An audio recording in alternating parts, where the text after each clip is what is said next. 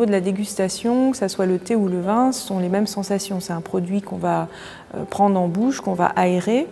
Quand on fait des dégustations comparatives de thé, on va recracher normalement, comme pour le vin. Quand je vois la minutie de servir un thé, avec la façon d'ébouillanter, avec une eau bien particulière, de faire des phases de décoction successives, pour aller rechercher finalement des qualités aromatiques différentes, en sachant que les thés, alors là je parle du thé plus que du vin, mais en sachant que le thé, les grands thés ont des phases d'extraction finalement assez progressives et après très asymptotiques et très longues.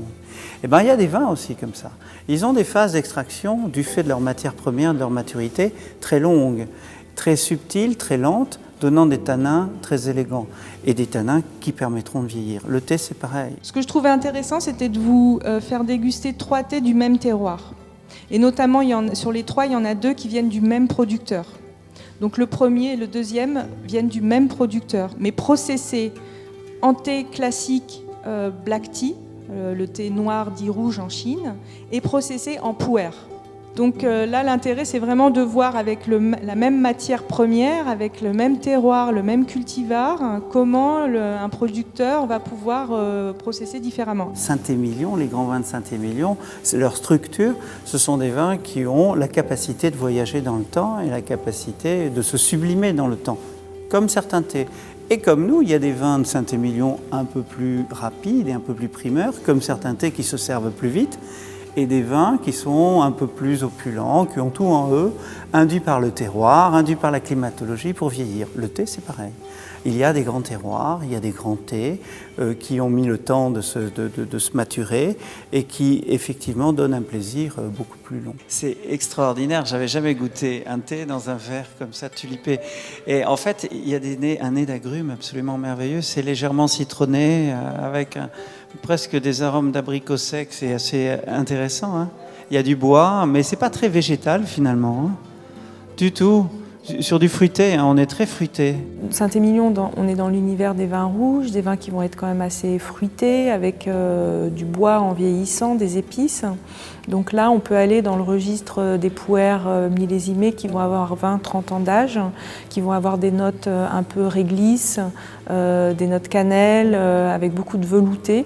Sur des vins jeunes, des Saint-Émilion jeunes, on ira plutôt sur ce qu'on appelle des hongsha, ce que les Chinois appellent thé rouge et ce qu'on appelle thé noir. Donc c'est une autre famille de thé qui est produite aussi dans la province du Yunnan, hein, notamment à Pu'er. Donc là, ce sont en général des thés qui ont des notes un petit peu compotées, fruitées, avec un peu de bois aussi, et qui vont avoir une légère astringence et amertume, et qui peut être tempéré par un vin jeune assez fruité et frais. Là, on joue beaucoup sur la température pour extraire.